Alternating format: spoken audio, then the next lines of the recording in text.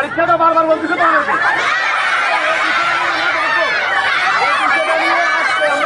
আমরা ডিসি অফিসে বলতেছি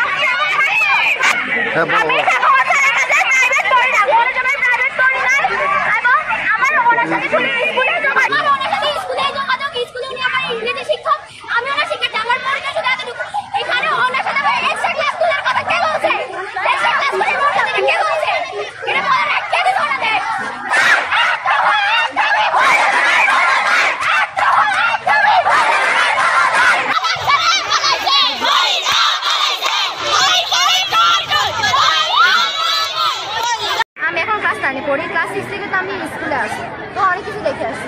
শুধু এমনকি আমার কথা নেই, সবার কথা, তিনি সবার উপর নির্যাতন করে, মানসিক চাপ দেন। যারা ওনার কাছে প্রাইভেট পড়েন না তাদেরকে প্রতিটা ক্লাসে এসে বিনা কারণে দাঁড়া করে রাখে। একজন অসুস্থ শিক্ষার্থী তাকে সে 1 ঘন্টা দাঁড়া করে রাখে, কারণ জাস্ট তার কাছে প্রাইভেট পড়ানো দেখে। এটা তো একদম ভুল।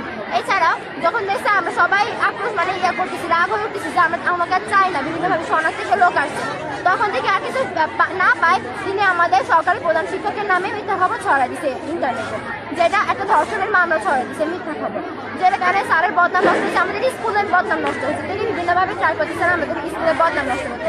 এবং তার সাথে যে আয়া, উনি যে ঘোরাফেরা করে, উনি একটা কাজ করে না, মাসে 10,000 টাকা নিয়ে যায়, অথচ আমাদেরকে যে সব কাজ করে ওরা সাথে সাথে শুধু ঘুরে আর বদনাম করে, সমালোচনা করে, আর চামচাগিরি করে।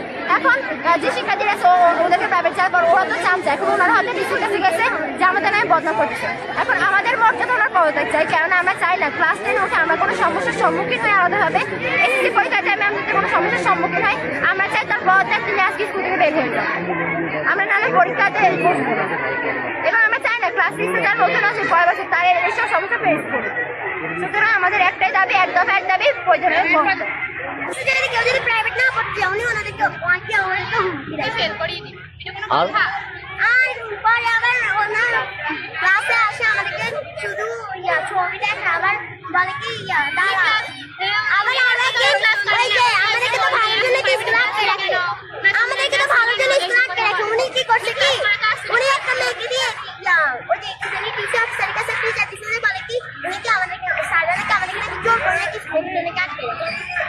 ওনার বিরুদ্ধে বিভিন্ন অভিযোগ আছে সিএবি অফিস থেকে, আর সিএবি সদস্য থেকে বিভিন্ন অভিযোগ আসার পরে ওনাকে বলছে ওনার এমপি বন্ধ করার জন্য। এবং এডিসি স্যারে আমাদের 3 তারিখে একটা মিটিং হয়েছে, ওই মিটিংয়ে বলছে ওনারা শোকেস করার জন্য। তো ওনারা 2বার শোকেস করছে, এই 2বার শোকেস করার কারণে সে আমার পিছিয়ে বিভিন্ন ধরনের খারাপ কথা বলে দিচ্ছে। কারোর নাম বলা হয়েছে যে আপনার কাকে? আমার নাম বলা হয়েছে। কাকে দর্শন কিছু বলা আমাকে খারাপ কথা বলছে, আমি নাকি ওনারা কুকাতে প্রস্তাব।